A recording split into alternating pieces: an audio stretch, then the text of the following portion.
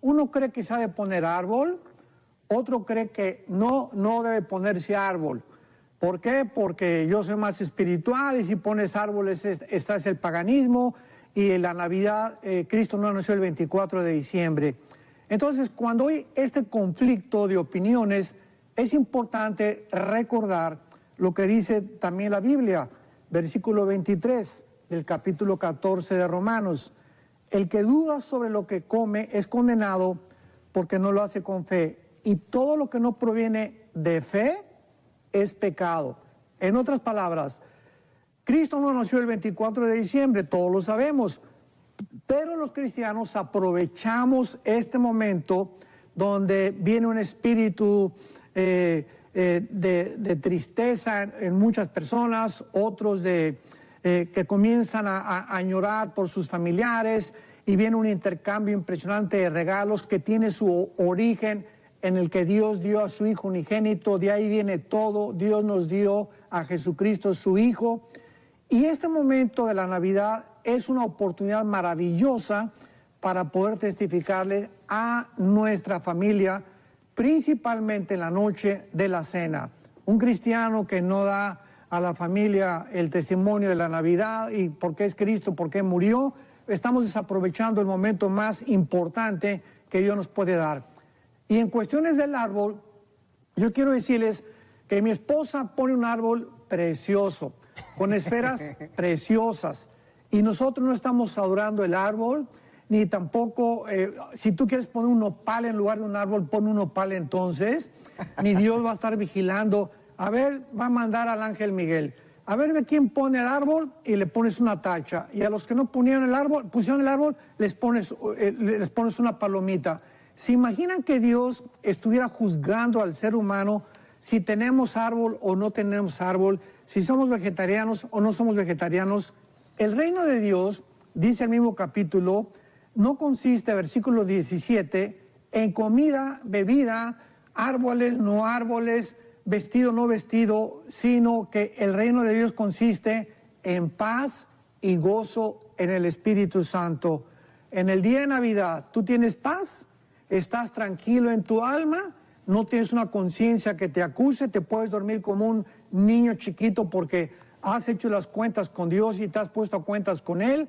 ¿Tienes realmente, verdaderamente esa paz y tienes gozo en el Espíritu Santo y no una cara de amargado y de aguacate en la hora de la Navidad? Dios te bendice y Dios está contento contigo. Damas y caballeros, ¿por qué es precisamente en esta época navideña cuando millones de personas son apoderadas de un espíritu de melancolía, de tristeza y de mucha soledad?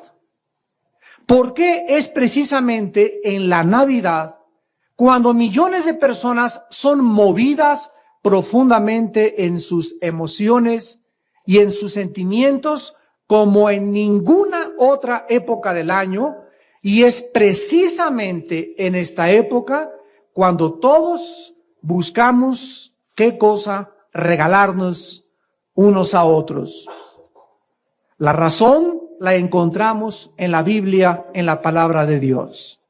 Porque la Biblia nos muestra que el mundo celebra el nacimiento de Jesús. Y aunque Él no nació ni el 24 ni el 25 de diciembre, lo aprovecha la humanidad para poder celebrar el nacimiento del Hijo de Dios, que se hizo carne para darle a la humanidad una idea concreta, definida y tangible de qué clase de ser es Dios, para que cuando pensemos en Dios, pensemos en Jesús, porque Jesús era Dios en la carne. El Evangelio de Juan, capítulo 1, versículo 18, dice: y vimos que aquel Verbo se hizo carne y habitó entre nosotros, y vimos su gloria, gloria como del unigénito Hijo del Padre, lleno de gracia y de verdad. La aparición de este ser hace 2000 años en la tierra es el evento central de toda la historia de la humanidad. Nunca nadie en ninguna parte del mundo celebra cuándo nació Buda. Nadie celebra cuándo nació Mahatma Gandhi. Ni tampoco se paraliza el comercio, los bancos y aún los gobiernos ateos para en muchas partes de la humanidad celebrar no solo su nacimiento, sino también la famosa Semana Santa, su muerte, pasión y resurrección. ¿De qué forma tan tremenda impactó Jesucristo a la humanidad? Que Él está en la boca de los grupos satánicos de rock. Y en las personas que se burlan de Dios, atacan a la persona de Jesucristo. ¿Por qué no atacan a Buda? ¿Por qué no atacan a Mahatma Gandhi, a Krishna o a los otros gurús o al Dalai Lama? ¿Por qué es Cristo el centro de la historia, el centro de la controversia y el centro del desprecio y de la burla aún de millones de seres humanos? Cristo vivió la vida más extraordinaria que jamás ningún ser humano haya vivido. Cristo ha sido el hombre más compasivo, el más tierno, el más gentil, el más humilde, el más manso que cualquier otra persona y el más misericordioso que jamás haya vivido. La muerte de Cristo ha sido una de las muertes más injustas y el juicio de Cristo ha sido, dentro de los anales de la jurisprudencia, el más cruel, el más vil y el más traicionero de cuantas personas hayan sido juzgadas antes en la humanidad. Es en esta época de Navidad, repito, cuando nos preocupamos en darnos regalos unos a otros y aún la gente continúa ignorando que los mejores regalos nos los dio Dios hace 2000 años en la persona de su Hijo Jesucristo. En esta mañana quiero compartirles a ustedes 4 regalos que Dios tiene para ti en esta Navidad.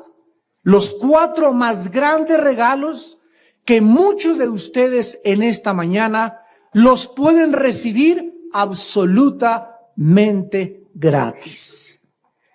¿Qué fue lo que Dios te ofrece o nos ofrece en la persona de Jesucristo? En primer lugar, nos ofrece como primer regalo un consejero. Notemos que en Isaías 9:6, el calificativo que se le daba al Mesías era admirable consejero, Dios fuerte, Padre eterno, príncipe de paz.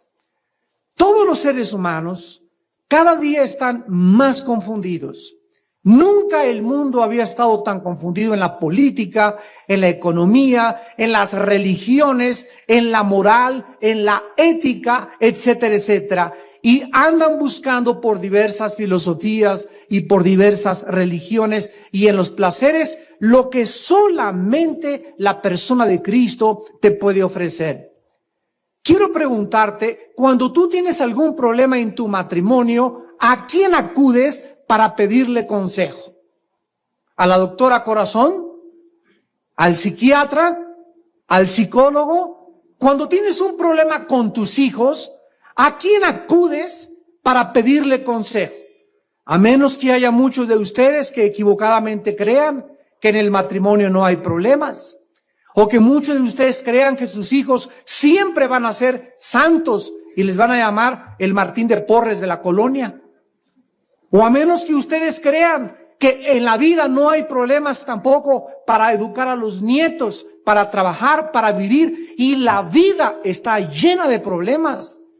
Y la Biblia nos muestra que los seres humanos somos insuficientes, incapaces, inadecuados para poder traer la solución a los problemas de nuestro hogar, con nuestros hijos y en nuestro trabajo. ¿Por qué? Porque el ser humano no ha vuelto sus ojos a Dios. Y la Biblia nos muestra que es en la persona de Cristo a quien Dios designó para que Él entrara en la persona del Espíritu Santo a nuestro corazón y pudiéramos, desde que recibimos a Cristo en nuestra vida, de ahí en adelante saber que vamos a enfrentar muchos problemas y vamos a enfrentar gigantes y murallas y fortalezas, pero a todos nuestros problemas, a todas nuestras vicisitudes y todos nuestros obstáculos serán derrumbados por el poder y la sabiduría de Dios. En el Evangelio de Juan, capítulo 14, versículo 15 al 17, Cristo le dice a sus discípulos, Juan 14, 15 al 17, si me amáis, guarden mis mandamientos, y yo rogaré al Padre y les dará otro consolador. Esta palabra consolador es una palabra que en el original griego se escribe parakletos, con K, parakletos, que significa alguien que es llamado junto a alguien para poder consolarlo, fortalecerlo, animarlo e impulsarlo a seguir viviendo. Miren ustedes que la vida sin Cristo es difícil de vivir. Yo no entiendo cada día que pasa y que nos abruman los problemas, cómo hay millones de personas que pueden enfrentarse a la vida sin Jesucristo. Y esta es la razón por la cual la humanidad está sumida en el alcoholismo, en las drogas, en la evasión de impuestos, en el robo, en el fraude, en el crimen. Y por esta razón también muchas personas buscan el suicidio. Cristo dice que nos enviaría un consolador, y noten ustedes que dice, para que esté contigo para siempre, el Espíritu de verdad, al cual el mundo no puede recibir porque no lo ve ni le conoce, pero ustedes le conocen porque mora con vosotros y estará dentro de ustedes. En Juan 14, versículo 26, dice Cristo, mas el Consolador, el Espíritu Santo, a quien el Padre enviará en mi nombre, Él les enseñará todas las cosas y les recordará todo lo que yo les he dicho. Vemos pues que la Biblia nos ofrece el regalo de Dios de darte en esta Navidad, en esta mañana, antes de salir por esa puerta, que lleves a tu casa un consolador dentro de ti. Para que cuando tengas un problema en tu matrimonio, sepas que no se ha acabado el mundo. Cuando un hijo huye de nuestra casa y se escapa de nuestro hogar, no se ha acabado el mundo. Cuando tienes una deuda demasiado grande que no puedes pagar, no se ha acabado el mundo. Porque hay una puerta abierta, hay un consejo sabio, hay una solución, pero tú tienes que humillarte y reconocer que solo Jesucristo te puede dar la mano. Que solo en la Biblia encontrarás el consejo y la dirección adecuada para poder seguir viviendo y seguir instruyendo a tus hijos y seguir trayendo la solución a los problemas de tu propio hogar. Vemos pues que Jesucristo en esta mañana, en la persona del Hijo de Dios, trae con nosotros al Espíritu Santo, y tú necesitas darte cuenta que necesitas un consejero, un consolador para poder vivir el resto de tus días en la paz que solo Dios te puede dar. ¿Qué otra cosa nos regala Dios en esta mañana en la persona de Cristo? Nos regala algo que el mundo no conoce. En más de 6,000 años de historia, de acuerdo a la Biblia y de acuerdo al Instituto para la Investigación de la Paz en Suecia, Estocolmo, han habido en 6,000 años de historia 25 años de paz. O sea que la historia humana es una historia de conflictos tras conflictos, guerras, revoluciones, golpes de Estado, hijos contra los padres, padres contra la esposa contra el esposo, los ciudadanos contra el gobierno. El mundo no conoce la paz porque dice la Biblia en el profeta Isaías, no hay paz, dijo Dios, para los malos. Hay guerra en el corazón del hombre. Y esta guerra de entre nosotros es la que nos impide estar en paz con todas las personas a nuestro alrededor. El segundo regalo que Dios te ofrece en esta mañana es la paz en tu corazón.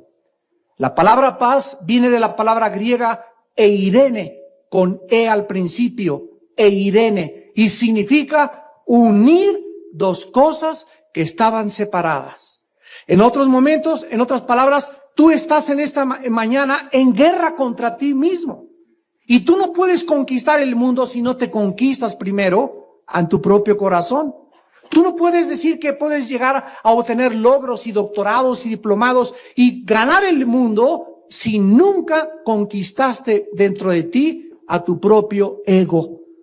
Y la Biblia dice que esta paz no se puede lograr con ningún precio, con ningún dinero, y nadie te puede dar la paz, ni tu gurú en Chapultepec, ni aunque te vayas con los lamas del Tíbet, ni aunque hagas meditación trascendental en Chapultepec. La Biblia nos muestra que esta paz, en Lucas capítulo 2, versículo 13 al 14, es lo que conocieron los pastorcitos cuando oyeron que el ángel se les aparecía y les anunciaba la venida del Salvador. Dice Lucas 2, versículo 13 y 14, estas palabras: y repentinamente apareció con el ángel una multitud de las huestes celestiales que alababan a Dios y decían: gloria a Dios en las alturas y en la tierra paz.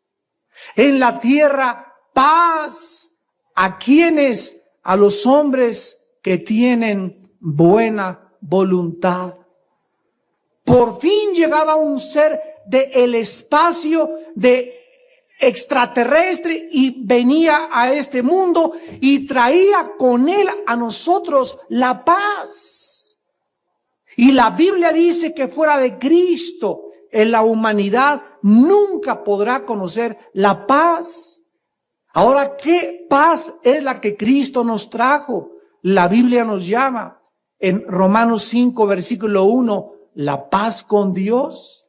Justificados pues por la fe, tenemos paz para con Dios por medio de nuestro Señor Jesucristo. En otras palabras, la Biblia dice que tú eres enemigo de Dios. Hoy me podrá contestar alguien: pero es que yo siempre he creído en la Virgencita y en los santitos y siempre he creído en Dios. Mira, la pregunta es: ¿en cuál Dios? Porque hay miles de dioses para los seres humanos. Han hecho dioses a los astros. En Teotihuacán han hecho dios a la luna y al sol. En otros países hacen dios a los ídolos. En otros se inclinan delante de hombres que esculpen con madera y que forman a través del cemento. En otros países adoran a Dios a las rocas. En otros a los espíritus. La pregunta es: ¿cuál Dios? Y la Biblia nos revela que el único Dios verdadero, el creador del universo, que nos hizo a nuestra imagen y semejanza, es el Dios de la Biblia y es el Dios y Padre de aquel hombre que vino hace 2000 años a traer con nosotros la paz de su Padre a esta tierra. En otras palabras, la Biblia dice que mientras tú no aceptes a Jesucristo en tu corazón, tú no puedes tener la paz con Dios. Aunque tú digas que crees en Dios, no te has sometido a su gobierno, no te has sujetado a sus mandamientos, eres independiente, eres autónomo, no tienes la única ley más que tu propio ego, tus propias reglas, tú dices lo que tienes que hacer, y mientras tú vivas en este estado de rebelión, no puedes nunca tener paz. La Biblia nos muestra en el libro de los Efesios, capítulo 2, versículo del 13 al 16. Y dice la Biblia en Efesios 2, del 13 al 16, y en Cristo Jesús, ustedes que en otro tiempo estaban lejos, han sido hechos cercanos por la sangre de Cristo, porque Él es nuestra paz, que de ambos pueblos hizo uno, derribando la pared intermedia de separación, aboliendo en su carne las enemistades, la ley de los mandamientos expresados en ordenanzas, para crear en sí mismo de los dos un solo y nuevo hombre, haciendo la paz.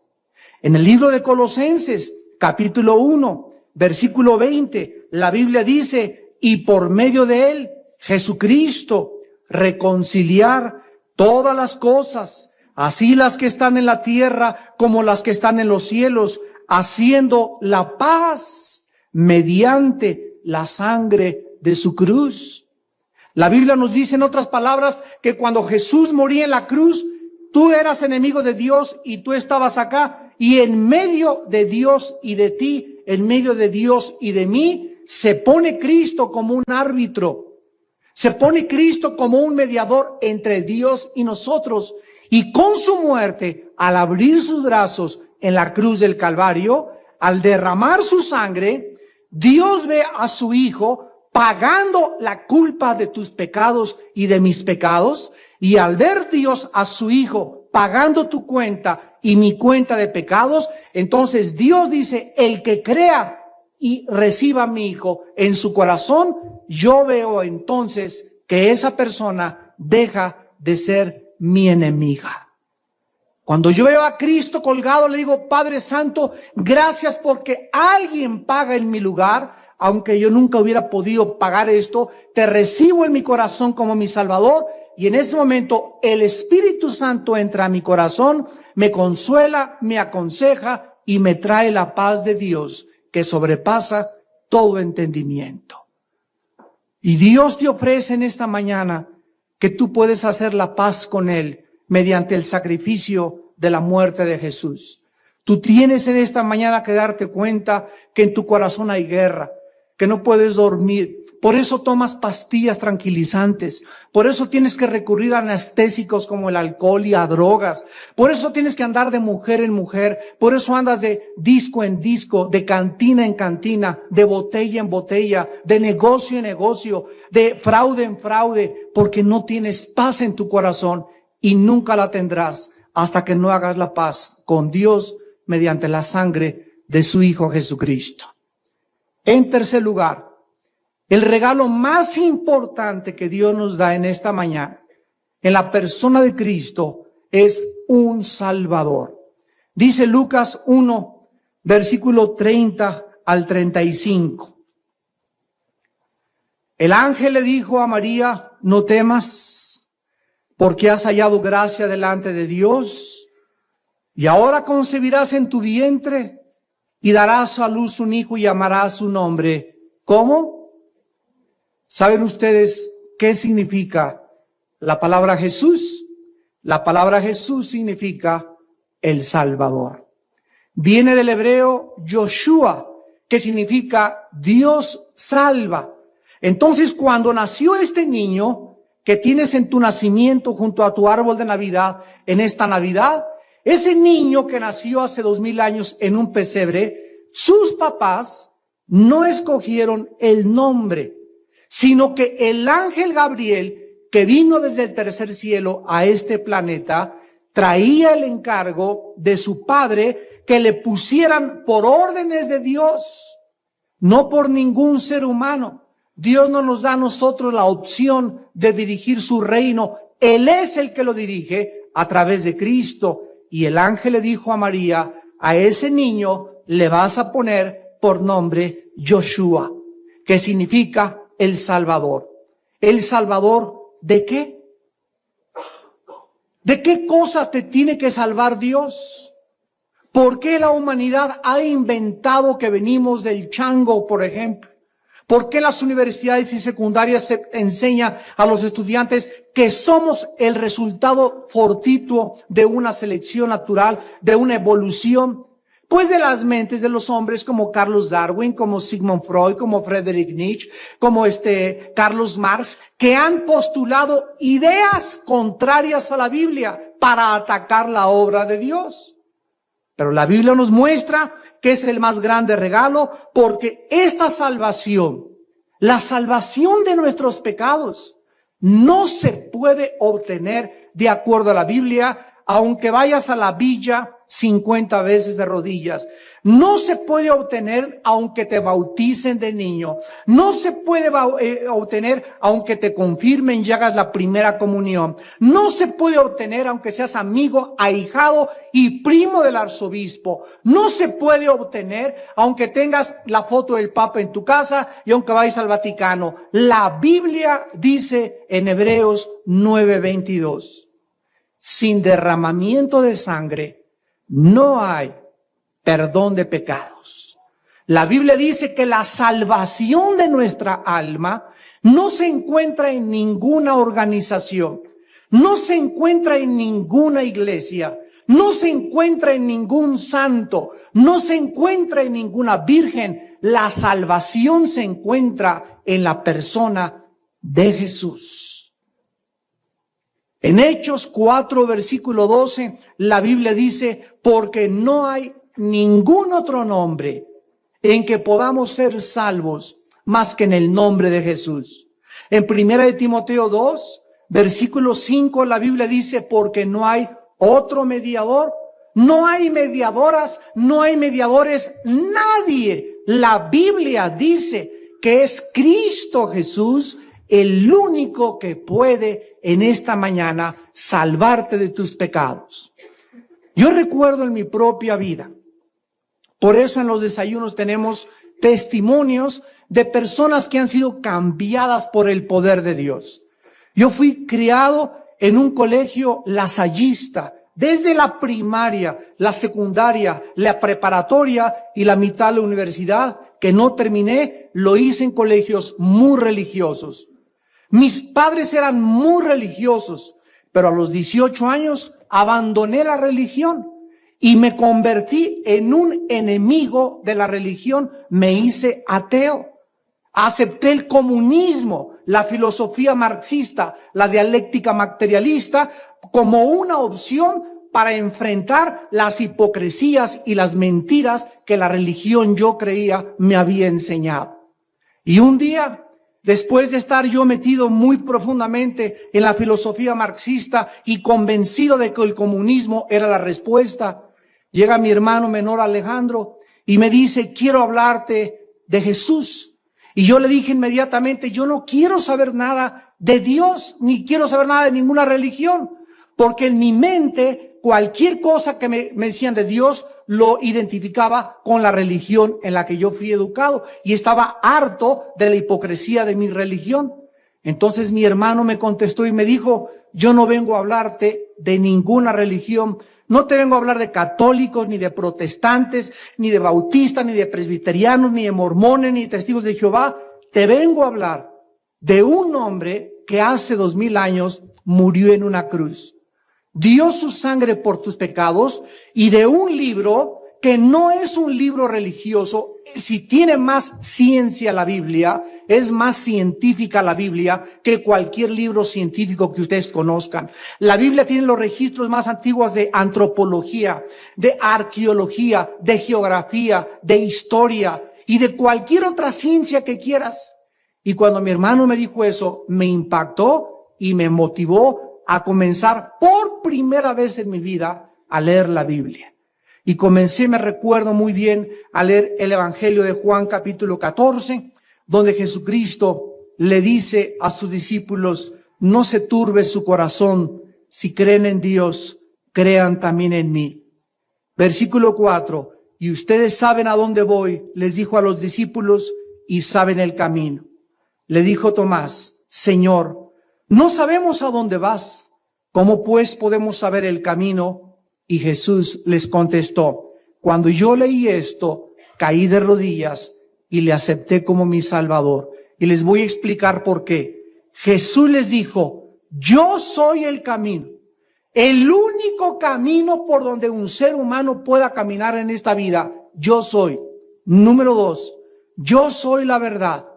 Jesús es la única verdad intangible, absoluta e inmutable que existe en el universo. Él es la única verdad. Y en número 3, yo soy la vida eterna. Si tú no tienes a Cristo, estás en un camino equivocado. Si tú no tienes a Cristo, vives una mentira Y si tú no tienes a Cristo, no tienes la vida eterna. Cuando mueras, resucitarás para presentarte al juicio eterno y ser enviado al infierno. Entonces Jesucristo se presentó delante de mí hace 23 años cuando me convertí, y delante de mí yo tenía dos opciones nada más. Y este es mi mensaje a los universitarios, a los profesionistas y a cualquier persona intelectual. Jesucristo es o ha sido el psicópata, loco, desquiciado, psicótico más grande que la humanidad ha conocido. O Jesucristo es lo que Él dijo ser. Pero no me vengas con que fue un gran maestro de moral, porque Él no nos deja esa opción. No me vengas con que fue uno más de los grandes iluminados, porque Buda jamás dijo que Él era la verdad. Moisés nunca dijo que Él era la verdad. Krishna nunca dijo que Él era la verdad. El Dalai Lama, aunque le dijo al Papa hace 3 años que Él era Dios, no ha muerto, ni ha resucitado, ni ha hecho los milagros que hizo Jesucristo. Entonces Jesucristo o fue un loco o fue realmente Dios. O lo rechazas para toda tu vida o caes en esta mañana delante de Él de rodillas y le dices como Santo Tomás, mi Señor y mi Dios. Dios nos ofrece en la persona de Jesucristo la salvación de nuestros pecados, porque la Biblia dice que tú y yo nacimos en pecado. Nacimos con una maldición tú y yo y todos los seres humanos, los príncipes, los pobres, los ricos, por cuanto todos pecamos, Romanos 3:23, y todos fuimos destituidos de la gloria de Dios. Romanos 6:23, porque la paga del pecado es la muerte, mas la gracia de Dios y el regalo de Dios es vida eterna en Cristo Jesús. Tú has pecado, yo he pecado. La humanidad se sabe pecadora y por eso en la Navidad hasta los mafiosos mandan dinero al Vaticano o mandan dinero al cura o le mandan dinero a los niños buenos. O ahorita en el Teletón que está en México, todo mundo que se siente culpable de alguna forma da dinero para lavarse su conciencia y sentirse menos culpables. Pero tú puedes regalar tu casa al Teletón y puedes regalar al convento de las monjitas lo que tú quieras. Pero si tú no tienes a Jesucristo, las obras no nos pueden salvar. Efesios 2:8-9, porque por gracia somos salvos por medio de la fe, no por obras, para que nadie se gloríe. Dios diseñó, Dios escogió en su soberanía que sea la muerte y la sangre de Cristo la que nos dé el pase, la visa para poder entrar al reino eterno. Una vez una señora me dijo, oiga señor, bueno, pero es que todos los caminos llevan a Dios y cualquier religión es buena sabiéndola llevar. Yo le contesté y le dije, señora, ¿usted qué religión es? Me contestó católica y le volví a decir, señora, si usted es católica, usted debería de saber que el catolicismo tiene un fundamento y una base, la Biblia, la palabra de Dios.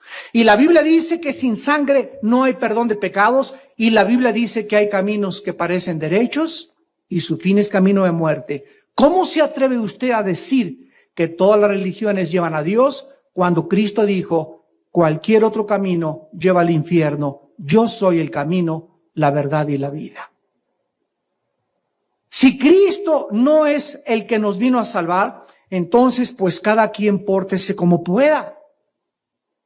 Si las religiones nos llevan a Dios, Dios nos hubiera dicho, miren mijitos, pórtense bien y sé bueno con mamita, no digas groserías mijito, mira, roba pero no mucho, ten un divorcio de vez en cuando, adulterio de vez en cuando, y nos vemos al final, si me das $10,000, ahí arriba en el cielo. Damas y caballeros, la Biblia dice que solo la sangre de Cristo nos limpia de todo pecado. Y si tú no estás bajo esa sangre preciosa del Salvador, si tú no crees en ese sacrificio, en ese árbol de Navidad que tú pones ahora para recordar el momento en que Él nació, si tú no puedes poner tu fe en Jesucristo, hagas lo que hagas, vas en un camino que conduce a la muerte. El profeta Isaías, 750 años antes de que Cristo naciera, escribió en el capítulo 53, versículo 3, despreciado y desechado entre los hombres, varón de dolores, experimentado en quebranto, y como que escondimos de él el rostro, fue menospreciado y no lo estimamos. Ciertamente, escuchen lo que dice, él llevó nuestras enfermedades y sufrió nuestros dolores, y nosotros le tuvimos por azotado, por herido de Dios y abatido. Mas él herido fue por nuestras rebeliones, molido por nuestros pecados. El castigo de nuestra paz fue sobre él, y por su llaga fuimos nosotros curados. Cuando me encuentro a un rabino judío o alguna persona que profese el judaísmo, que no creen en Cristo como el Mesías, les enseño siempre Isaías 53 y les pregunto, ¿qué otro ser en la historia de la humanidad ha cumplido al pie de la letra esta profecía de Isaías? Si Cristo no cumplió estas profecías, entonces, ¿quién las cumplió? ¿Dónde está pues el Mesías que ellos están esperando para que cumpla y que diga que alguien en una cruz murió, sufrió, fue molido, le rompieron la cabeza, le rompieron la nariz, le rompieron las cejas, le pusieron clavos en sus manos, le desgarraron la espalda, le clavaron los pies y lo levantaron en alto entre el cielo y la tierra para ser exhibido como un criminal? Y ahí en la cruz, ese hombre moría entre el cielo y la tierra, en medio de dos criminales, y nos decía que nos amaba. Porque de tal manera te ama Dios. Tan grande es el amor de Dios por ti y por mí, que nos regaló gratis a su Hijo Jesucristo, para que cualquiera de ustedes que en Él crea, en este momento no se pierda, mas tenga la vida eterna. Y en cuarto y último lugar, en Lucas 1, 31 y 32, Dios nos da no solamente un consejero, no solamente su paz, no solamente el perdón de nuestros pecados, sino que Dios nos regala en el paquete completo de su Hijo Jesucristo, nos regala un reino eterno. O sea que cuando tú recibes a Cristo, entras inmediatamente a formar parte de la inmortalidad. Comienzas a formar parte de un reino inconmovible e inmutable que es el reino invisible de los espíritus.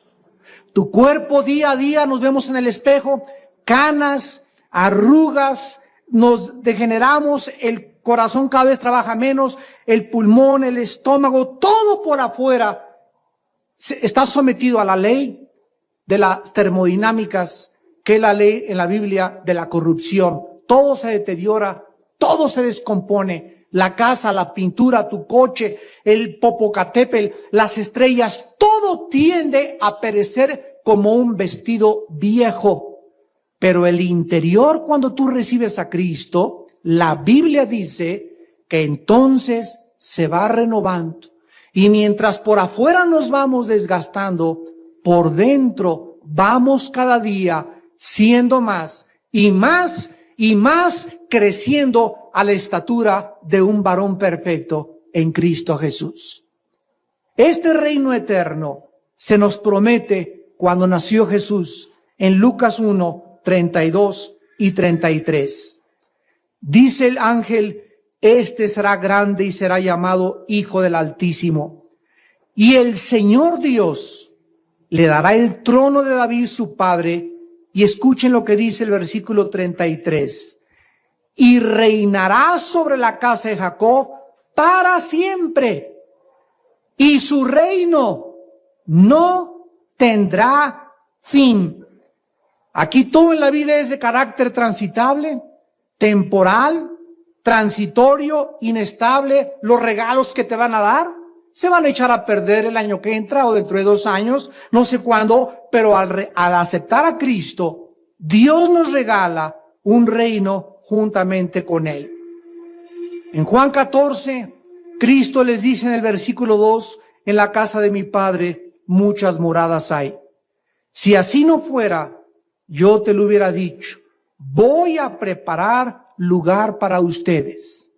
Y si yo me voy, les prepararé lugar y vendré otra vez y los tomaré a mí mismo para que donde yo estoy, tú también estés. Y en Apocalipsis capítulo 21, al acabar la Biblia, el apóstol Juan escribe desde la isla de Patmos cuando fue desterrado por el emperador Diocleciano. Ahí escribió Apocalipsis y en el capítulo 21 dice estas palabras: vi un cielo nuevo y una tierra nueva, porque el primer cielo y la primera tierra pasaron y el mar ya no existía más. Y yo, Juan, vi la santa ciudad, la nueva Jerusalén, descender del cielo de Dios, dispuesta como una esposa ataviada para su marido. Y oí una gran voz del cielo que decía: he aquí el tabernáculo de Dios con los hombres, y Él morará con ellos, y ellos serán su pueblo, y Dios mismo estará con ellos como su Dios. Enjugará Dios tus lágrimas, y ya no habrá muerte, ni habrá llanto, ni clamor, ni dolor, porque las primeras cosas pasaron. Damas y caballeros, en esta Navidad, aunque tú celebraras el nacimiento de Cristo los próximos 50 años, si Él no nace en tu corazón, de nada sirve que pongas un nacimiento. De nada sirve que pongas un árbol de Navidad y que le des regalos a todo el mundo si tú no aceptas humildemente el regalo de Dios en la persona de su Hijo Jesucristo. Dios nos promete en la Biblia que después de esta muerte hay otra vida esperándonos. No somos animales, ni venimos de los animales. Nuestros sentimientos, las emociones nos dan testimonio de nuestro ser. O sea, yo por mis emociones tengo conciencia de mi ser, y mis emociones y mis sentimientos al oír la palabra de Dios, al oír estos cantos, en esta época se conmueven porque el Espíritu de Dios le da testimonio a mi espíritu de que Dios es real, de que lo necesitamos, que no podemos seguir viviendo sin Cristo en la vida, que México solamente tiene una solución y no es el nuevo regente, no es el nuevo partido, no es el nuevo gobernador. La solución a México es la predicación del Evangelio de Jesucristo. El año que entra vamos a emprender en México una de las más grandes cruzadas nacionales en contra de la violencia y del crimen. Y el único libro que vamos a levantar va a ser la Biblia, porque allá en el Estadio Azteca y en el Estadio de Querétaro y en Guadalajara y en Monterrey vamos a decirle a los gobernantes y a México que la única forma en que el país puede cambiar es que este mensaje se predique para que ellos vean cómo los policías, los gobernantes, los diputados y los criminales caen de rodillas llorando y pidiéndole a Dios perdón por sus pecados. Mientras México no haga la paz con Dios, no puede haber paz en nuestro país. No podemos confiar en Estados Unidos, ni en un hombre sabio que venga y quite todas las cosas malas que existen, porque el problema no es el hombre, el problema es el corazón del hombre. Y mientras Cristo no sea levantado, México seguirá hundiéndose. Pero para que Cristo sea levantado, tú tienes que ser un testigo de Cristo en tu escuela, en tu trabajo, en el hospital, en tu taller, en tu consultorio. Para eso nos llama Cristo en esta mañana, para que le aceptes y vayas al mundo y te conviertas en su testigo y le platiques a tu paciente y a tu secretaria y a tu jefe y en la Cámara de Senadores que Él vive y que necesitamos arrepentirnos y volvernos a Dios con todo nuestro corazón. ¿No quisieran muchos de ustedes en esta mañana volverse a Dios, aceptar a Cristo por primera vez en tu vida? Tal vez eres católico, tal vez eres protestante. No sé qué religión tengas, pero si tú tienes una religión y no tienes a Cristo, vas camino al infierno. Ven a Jesús en esta mañana, híncate y pídele perdón por tus pecados, que tus párpados derramen 2 o 3 lágrimas de todas las maldades que has hecho, de tu rebelión, de tu soberbia, de tu orgullo, y reconoce que no fuimos creados para ser dioses. No somos independientes, dependemos de Dios y tenemos que depender de Él por toda la eternidad. Les pido que por unos instantes inclinemos nuestra cabeza. Así con tu rostro inclinado. La Biblia dice que cuando Jesús nació, sería llamado Hijo del Altísimo. Dios le dio el trono de David, su padre, y su reino no tendrá fin. Porque este ser, este santo que nació hace 2000 años, fue llamado admirable. Admiró al mundo de su época y nos sigue admirando 2000 años después. Otro nombre de Cristo es Consejero, porque en Él están encerrados todos los secretos de la sabiduría y del conocimiento. Él es el Dios fuerte, porque Él es tu única fortaleza. Él es el único que te puede defender. Él es el único donde tu alma tendrá descanso. Él es llamado Padre Eterno, porque Cristo, antes de nacer, Él ya existía con su Padre. La Biblia dice que en el principio era el Verbo era con Dios, y el Verbo era Dios. Y este Verbo se hizo carne y habitó entre nosotros. Y vimos su gloria, lleno de gracia y de verdad. Y el otro nombre de Cristo, Príncipe de Paz, porque Él vino a traer la paz a nuestros corazones y vendrá por segunda vez a traer la paz a la humanidad, y entonces se acabarán las guerras. El león morará con el cordero, las víboras podrán ser acariciadas por los bebés, no habrá espinas en las plantas, porque la tierra será cambiada y habrá cielos y nueva tierra. Ya no habrá lágrimas, ya no vamos a morir, nunca nos volveremos a enfermar, ni habrá envejecimiento, porque la maldición será quitada de la tierra cuando Él venga por aquellos que le esperan, por aquellos que creyeron que Él es el Hijo de Dios. En esta mañana, Él te manda que te arrepientas de tus pecados, por cuanto ha establecido un día en el que nos ha de juzgar con justicia. Él te pide que le abras tu corazón y que gratuitamente, tú no tienes que hacer nada, le recibas como tu Señor y tu Salvador, porque la salvación es gratis.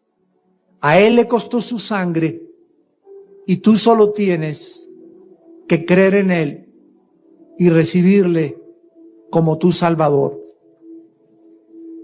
Todos ustedes en esta mañana con su cabeza inclinada, que han sido tocados por el poder del Espíritu Santo a través de la Biblia, que han venido con un corazón preparado a escuchar esta conferencia,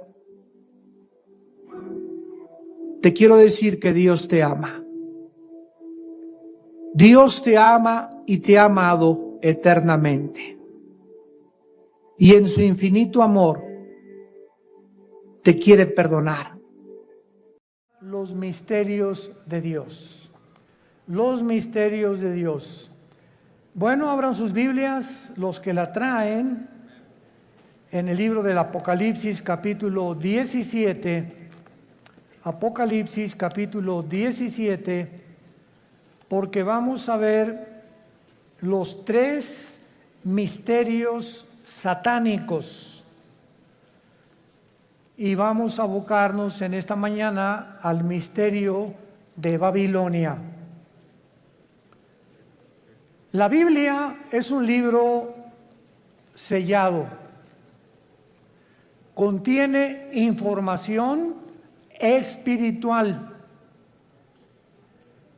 Y esta información espiritual no le es dada a las personas que son muy inteligentes, muy intelectuales, 5 doctorados en ciencias políticas, doctor en filosofía y letras, bla, bla, bla, bla, que aun cuando tienen este conocimiento terrenal, ya sea politólogos o personas que discuten o que debaten o que son completamente diestros para poder debatir todos los temas del mundo, la información espiritual de la Biblia le es dada a las personas que tienen al Espíritu de Dios.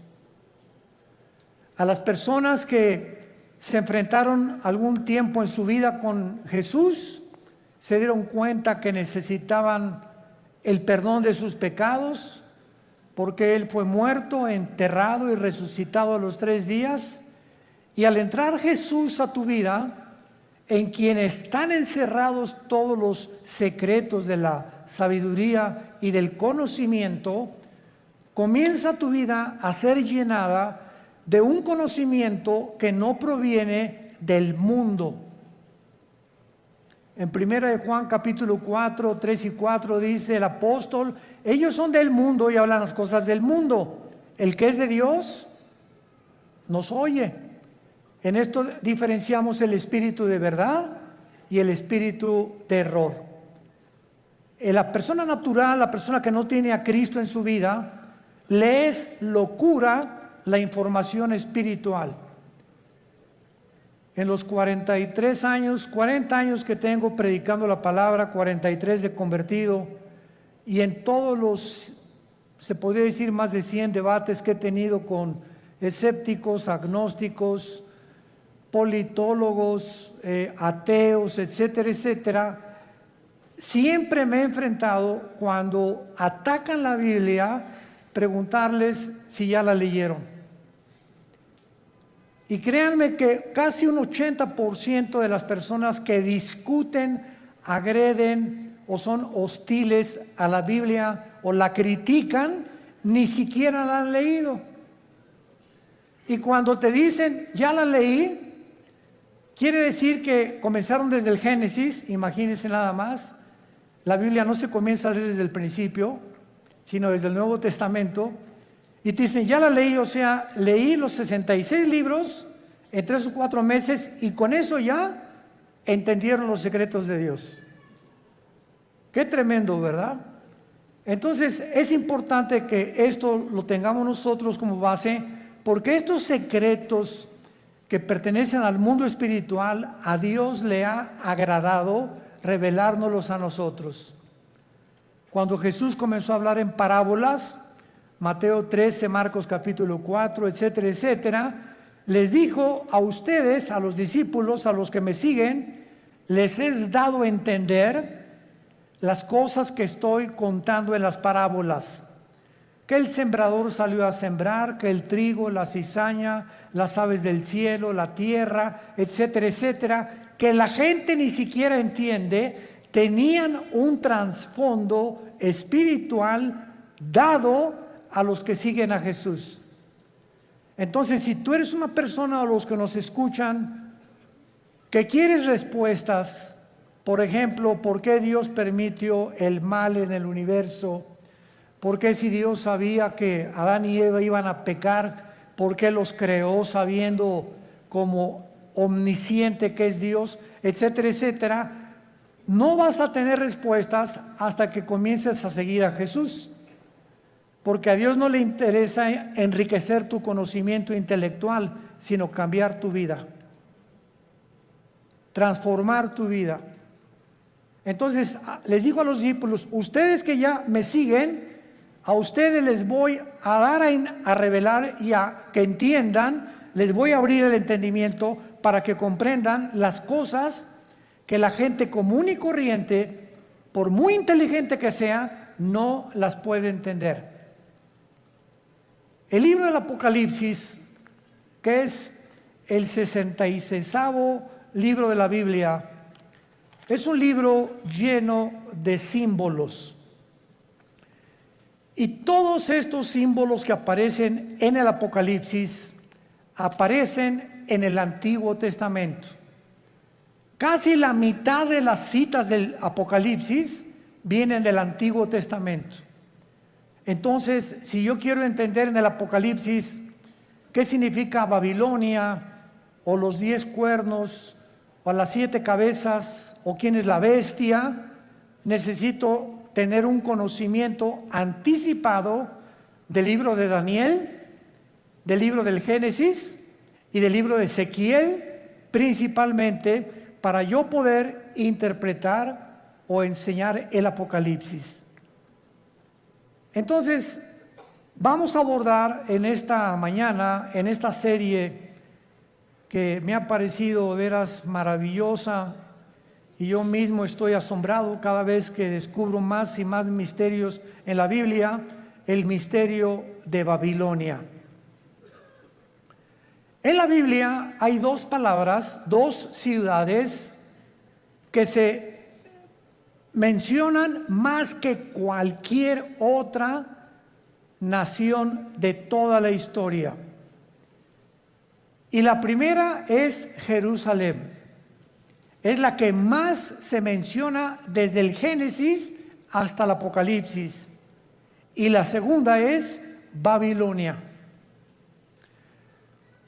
Cuando la Biblia termina en el Apocalipsis mencionando a Babilonia, a una ramera que vamos a ver ahorita, por eso se le llama un misterio, porque es la madre de las rameras y de las abominaciones de la tierra.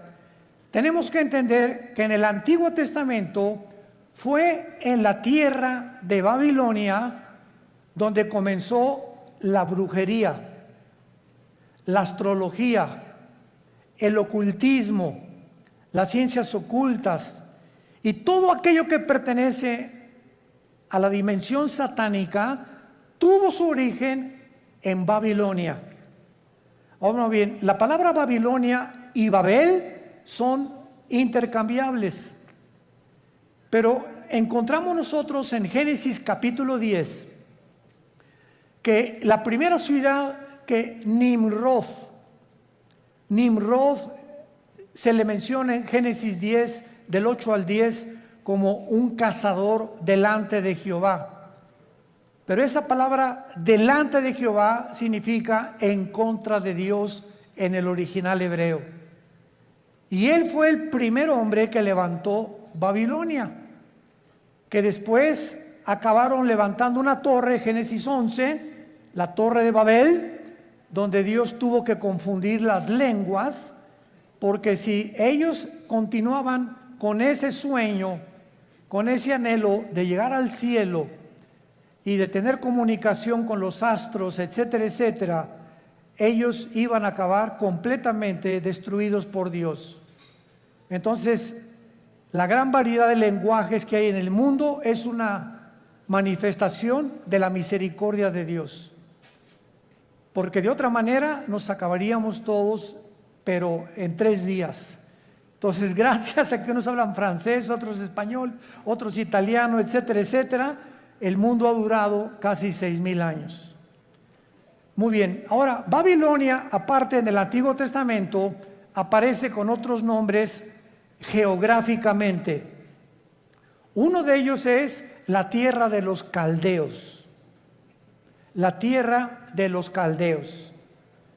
Y esta palabra, la tierra de los caldeos, esta frase significa la gente que vivía en Caldea, y Caldea era Babilonia. Entonces, cuando tú oyes la tierra de los caldeos, es la zona geográfica donde la humanidad se comenzó a levantar en contra de Dios.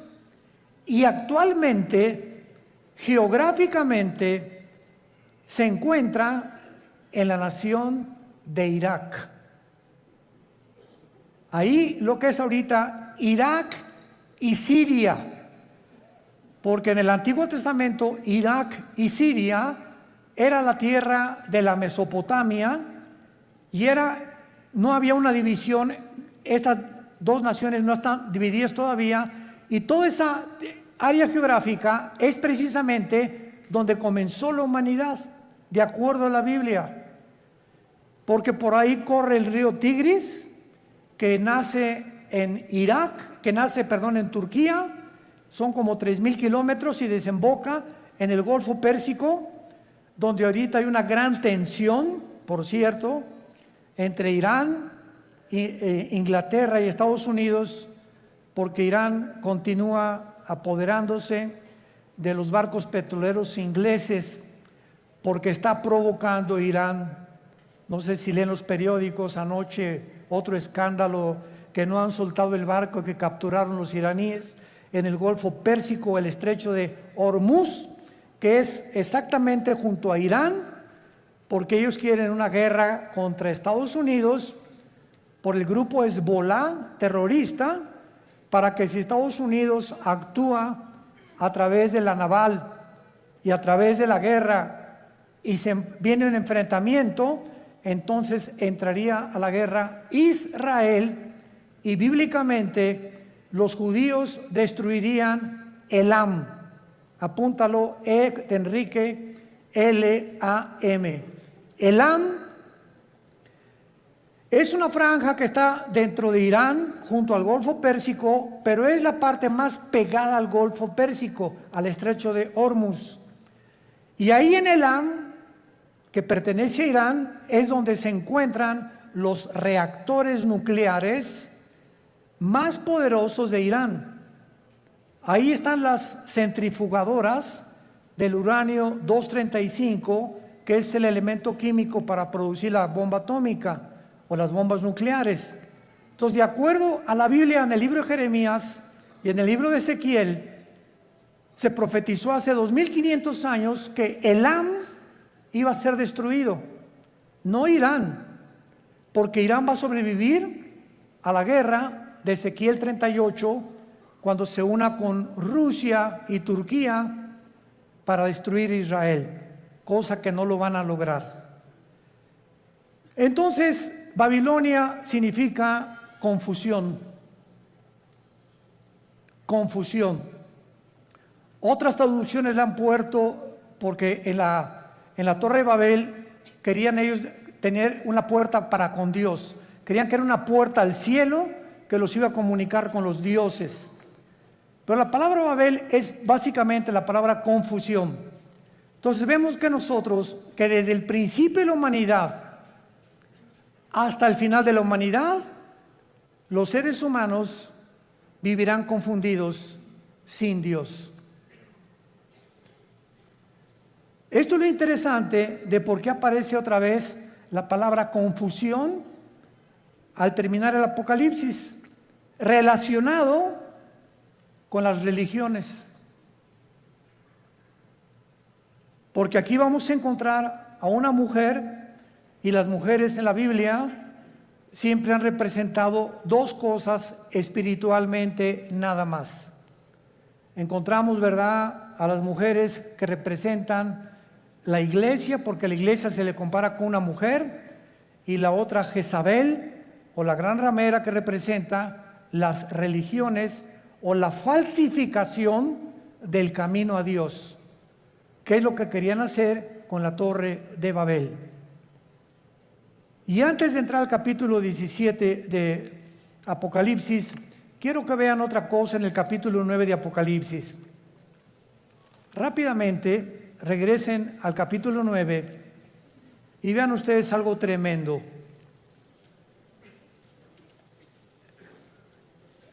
vemos nosotros en la sexta trompeta, Apocalipsis 9, versículo 13 en adelante, de qué manera se describe en la sexta trompeta uno de los ríos que atraviesan Babilonia. El sexto ángel tocó la trompeta y oí una voz de entre los cuatro cuernos del altar de oro que estaba delante de Dios, diciendo al sexto ángel que tenía la trompeta: desata los cuatro ángeles que están atados junto al gran río Bravo. ¿Eso dice? No, ¿verdad? Junto al Nilo. Tampoco. Qué interesante que hay cuatro principados satánicos ahorita atados junto al río Éufrates, que es el río que atraviesa Irak y Siria y que desemboca en el Golfo Pérsico, donde hay una gran posibilidad que estalle una próxima guerra. En otras palabras, de acuerdo a la Biblia, el área geográfica más endemoniada que hay, más satánica, más que el Teposteco y más que cualquier otro lugar donde hay brujería a la mexicana, es Irak e Irán.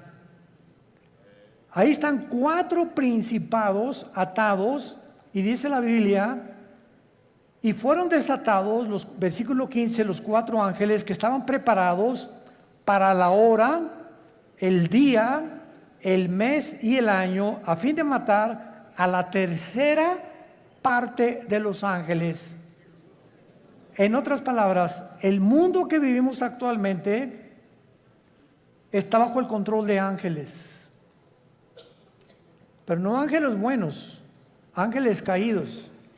Y la Biblia nos corre las cortinas y nos muestra que en esta época que estamos viviendo, que ya se va a acabar, vamos a entrar a donde ya los ángeles caídos serán completamente derrotados y entrará Cristo con la iglesia a gobernar el mundo por 1000 años, después la Nueva Jerusalén, después la eternidad. Pero dice Hebreos capítulo 2, Dios no sujetó el mundo venidero a los ángeles. O sea, el mundo que viene después del de nosotros, ya los ángeles no van a tener parte, ahorita sí la tienen. Y esto lo explica el capítulo 10 de Daniel, el capítulo 7 de Daniel, el capítulo 2 de Daniel, Ezequiel capítulo 28, Isaías capítulo 14, etcétera, etcétera, donde cada nación, Grecia, Egipto, los medos, los persas, los romanos, los babilonios, todos tenían ángeles que les decían a los gobernantes lo que tenían que hacer. Y eso el mundo pues no lo sabe, ¿verdad? Por eso se nos manda a orar por nuestro gobierno, porque hay ángeles que están influenciando tremendamente los asuntos del mundo terrenal donde tú y yo vivimos. Muy bien, vayamos pues a Apocalipsis 17 y veamos este conflicto y este misterio que vamos a resolver, que es el primero de Babilonia. Vino entonces uno de los 7 ángeles que tenían las 7 copas y habló conmigo diciéndome: ven acá, te mostraré la sentencia contra la gran ramera, la que está sentada sobre muchas aguas. Brínquense al versículo 18. ¿Quién es la ramera? Y la mujer que has visto es una ciudad. ¿Ven cómo la Biblia se interpreta a sí misma? No es de interpretación privada la Biblia. La misma Biblia se interpreta a sí misma. Y la mujer que has visto es la gran ciudad que reina sobre los dioses de la tierra. O sea, antes de seguir abordando, la Biblia profetiza en este capítulo que vendrá una ciudad que se va a levantar en el mundo religiosa. Y que esta ciudad religiosa está mezclada con la política y que al mismo tiempo esta ciudad va a gobernar la política durante 3 años y medio, y la política que va a reiniciarse con el anticristo va a matar a la mujer, o sea, va a incendiar esta ciudad, y entonces los últimos 3 años y medio de la gran tribulación vendrá la persecución del anticristo. Entonces, los primeros 3 años de la tribulación, la persecución es religiosa. Y los últimos 3 años es política. Y esto es interesantísimo, porque la unión de la religión con la política ha sido durante toda la historia. Un ejemplo, para que no se empachen. ¿Cuáles son los 2 poderes que mataron a Cristo? Los 2 espíritus que mataron a Cristo. El espíritu religioso, no fue el espíritu comunista, ni socialista, ni el espíritu ateo, fue el espíritu religioso y el espíritu político. Cuando salió Pilato ante el pueblo, le gritaron los líderes religiosos: crucifícale. El poder religioso, representado por los fariseos, influyó en el poder político de Pilato. Él representaba como procurador, y Pilato se lavó las manos y dijo: es que yo no encuentro ningún mal en este hombre. Y entonces ellos comenzaron a gritarle: crucifícale, crucifícale y entréganos a Barrabás, porque la costumbre era que cada Pascua se soltara a un preso político. Entonces vemos nosotros cómo el poder político cede a la presión del poder religioso, y entre los 2 se encargan de matar al Mesías del mundo. Y desde entonces, antes y por toda la historia, vemos todos los emperadores con brujos. Siempre los emperadores y los presidentes y los gobernadores siempre han tenido personas del mundo del ocultismo. Dichosos los que se han salvado y han tenido cristianos de consejeros, pero siempre han estado consultando a los brujos, a los astrólogos, a los ocultistas. Los invitan a sesiones espiritistas para que invoquen espíritus, pero la unión entre el mundo religioso del oculto, lo vamos a descubrir. El mundo religioso pertenece al ocultismo. Se van a sorprender de muchas cosas, y por eso es tan satánico, porque es el que controla el gobierno político. Y así ha sido durante toda la historia.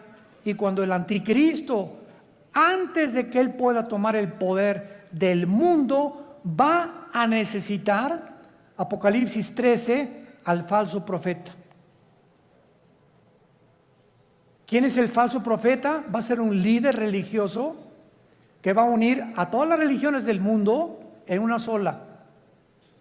Y cuando ya el anticristo vea que ellos le pavimentaron el camino para que su gobierno político pudiera emerger, entonces el anticristo quema a esta ciudad donde se van a concentrar las religiones del mundo, y él se proclama, segunda de Tesalonicenses 2, 3 y 4, el único Dios, donde el mundo lo adora como adoraron a los césares romanos como dioses. Te mostraré la sentencia contra la gran ramera. O sea, aquí hay un juicio contra una ciudad. Es lo primero que acabamos de despejar, esta incógnita. Esta ramera representa a una ciudad que está sentada sobre muchas aguas. Las muchas aguas en la Biblia son las naciones, como lo interpretó el versículo 18. Y dice así, versículo 2: con la cual han fornicado los reyes de la tierra, y los moradores de la tierra se han embriagado con el vino de su fornicación. Este ángel viene para enseñarle a Juan un juicio, una sentencia que viene decretada del tribunal cósmico de Dios. Quiero que sepas que voy a juzgar a este sistema religioso. Y es muy importante que a esta ciudad se le da el nombre de ramera. Vamos a explicar esto.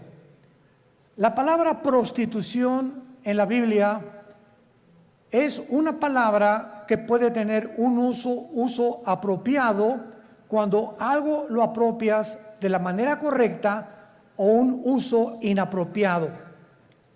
Cuando el sexo se vende, o cuando alguien entrega su cuerpo a cambio de algo, se llama prostituirse.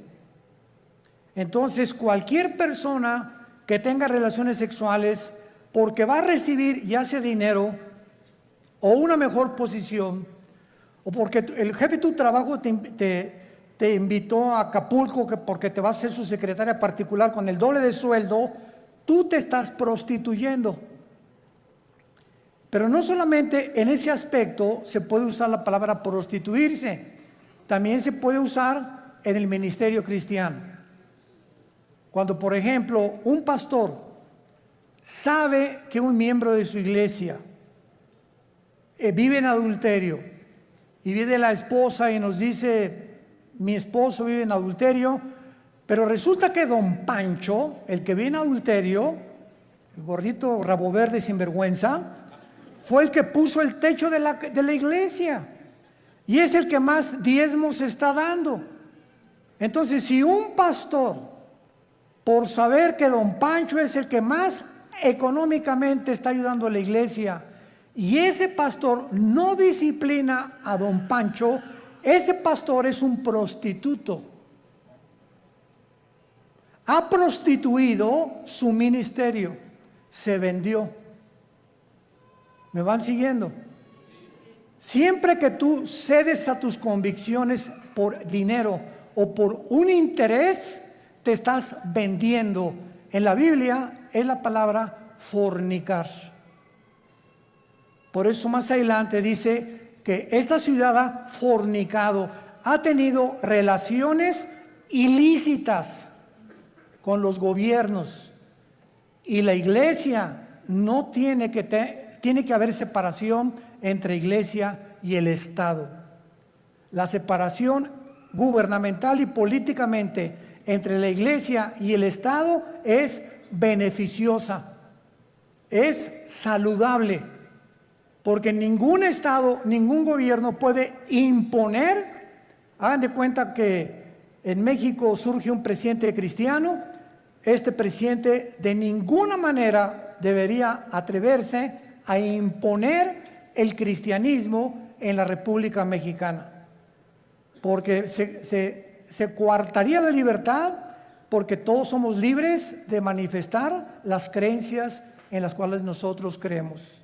Pero cuando ya se impone una religión a través de la muerte o de la Inquisición o de la tortura con el beneficio de la iglesia, es cuando vemos que ese sistema se ha prostituido.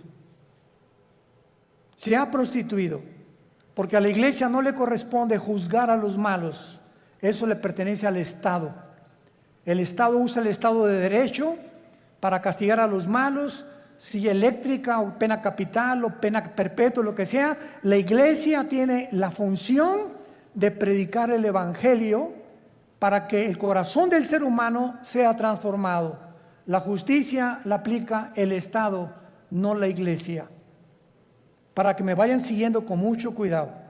Esto es muy importante, porque el otro día escuché una conferencia de un grande teólogo que me sorprendió con lo que dijo, y me dice: de todos los países a los que yo he visitado en Latinoamérica, el más inculto y el que más ignorante es de todo lo que está pasando, México lindo y querido.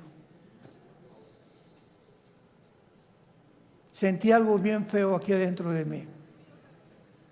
Se considera el país más ignorante y más inculto de todo lo que está pasando políticamente, religiosamente, etc. Como que si al mexicano no le importa más que el Calimán y las telenovelas y el América, desde luego. Además vive el América. Bueno, pero esto es tremendo, ¿verdad? Y otra cosa que también me sorprendió es que un análisis que hizo las Naciones Unidas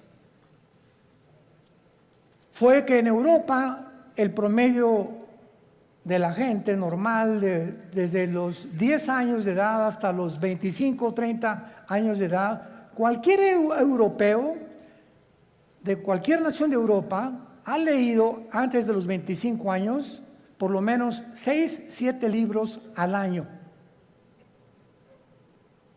Y en México, 1 al año. Y con trabajo no lo acabaron. ¿Se imaginan? Estamos con el esto, con el Calimán, la televisión, ausentes completamente de cultivar nuestro espíritu, nuestra mente intelectual. Me gradúo de abogado y jamás me vuelvo a meter a la jurisprudencia ni a los libros. Me gradúo de médico, no me actualizo con todos la tecnología impresionante en la medicina que hay actualmente. Por ejemplo, no sé cuántos de ustedes han notado que ya no uso lentes. Asústame. No es para que se asusten, ¿verdad? Pero es increíble. Tengo como 40 años usando lentes. Yo tenía hipermetropía, estigmatismo y no podía leer. Ahorita tengo una visión de 20/20, impresionante. ¿Saben lo que me hicieron? Resulta que ahí en Dallas, Texas, está uno de los médicos oftalmólogos que trajo el rayo láser. Pero a mí no me hicieron nada más el rayo láser, sino que me hicieron 2 implantes de la oftalmología, 2 implantes intraoculares. O sea, me metieron 2 ojos o 2 lentes, no sé. Y cuando yo le pregunté al oftalmólogo después, duró 16 minutos la cirugía.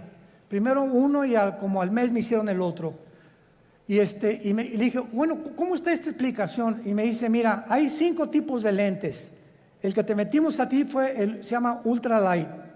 ¿Qué significa esto? Con un rayo láser te perforamos una incisión milimétrica y por un tubo te metimos un lente envuelto como un taco. Y entró el lente y dentro de tu ojo se abrió como una tortilla. Y entonces se tiene que ir pegando a la parte de atrás, al tejido, y en ese momento, bueno, me dieron un entrenamiento, ¿verdad? Todos los días me dieron que tenía que hacer una pluma así, acercármela todo lo más, como 50 o 100 veces, hasta que ya pudiera ver de cerquito. Ahorita ya no necesito nada, ya puedo ver de lejos, ya la luz casi no me molesta. Pero es impresionante la tecnología de la oftalmología y de todas las demás ramas de la ciencia del siglo XXI. A mi hijo Caleb le hicieron en 7 minutos el láser, nada más que a él no le hicieron cirugía. A él con el puro láser le quitaron los problemas que tenía de la vista con una garantía de 35 años. Ahí me dieron hasta que venga el Señor por nosotros. Y sí, ya para qué quiero más, ¿verdad? Bueno, pero este es el mundo que estamos viviendo, ¿no? Entonces, están pasando muchas cosas en el mundo y tenemos que estar actualizados, tenemos que estar leyendo revistas, actualizándonos, ¿verdad? Las noticias para saber y enterarnos cómo está la cosa, y tenemos que tener hambre, pero más que nada, hambre de la Biblia. Muy bien. Entonces, la prostitución en este pasaje, la ramera, representa, si lo quieres apuntar, la prostitución de la religión. Cuando la religión se vende, cuando la religión ofrece, dame dinero y tu hijo va a ser sanado, dame dinero y la maldición se irá de tu casa, o manda dinero y vas a recibir a cambio algo. Esta religión está negociando la salud y se está prostituyendo. Porque la Biblia dice que Dios ama al dador alegre, no por necesidad, ni por coerción, ni por amenaza, ni porque si no mandas, la maldición de Tutankamen caerá sobre tu casa. Ahí es cuando vemos la prostitución de la religión. Hace poco acaban de capturar a un hombre, ¿verdad?, en Estados Unidos, líder de una secta que se llamó La Luz del Mundo en México, que no se imaginan ustedes, ¿verdad? No son millonarios, son multimillonarios. Y lo más asombroso es que el 70% de las gentes que van a estos millones de personas que pertenecen y el dinero que tienen son gente humilde, son gente de pobres, o sea, de la clase indígena y de casi, como decía Cantinflas, desleídos y deslustrados. No son muchos profesionistas ni mucho menos. Y estas personas, ¿verdad?, tenían comandos armados. Cuando ese hombre viajaba con guardaespaldas, con ametralladoras, etcétera, etcétera. Y llegó a convencer a la gente de que él era Dios. Y cuando él entraba a la iglesia había un trono literal, donde él se sentaba con muchachas junto y muchachas por acá a los lados, y entraba y lo comenzaban a adorar como Dios. En otras palabras, él estaba vendiendo, prostituyendo la religión. Y así hay cantidad de sectas, e inclusive se puede dar en iglesias cristianas. Cuando los líderes, vuelvo a repetir, por causa del dinero o por conveniencia del dinero, se venden y sus convicciones las crucifican para poder obtener lo que ellos están ofreciendo mediante milagros. Este es el problema de las religiones que se prostituyen. Muy bien. Y esto es lo que sucede en Apocalipsis 17, como lo vamos a ir viendo, una ciudad prostituta que ha fornicado, dice el versículo 2, con los moradores de la tierra. Y más o menos ustedes ya pueden irse dando cuenta de quién estamos hablando. La única, para que ustedes estén enterados sin afán de ofender a nadie, la única religión que existe en el mundo, la única que tiene un lugar en las Naciones Unidas, es Roma.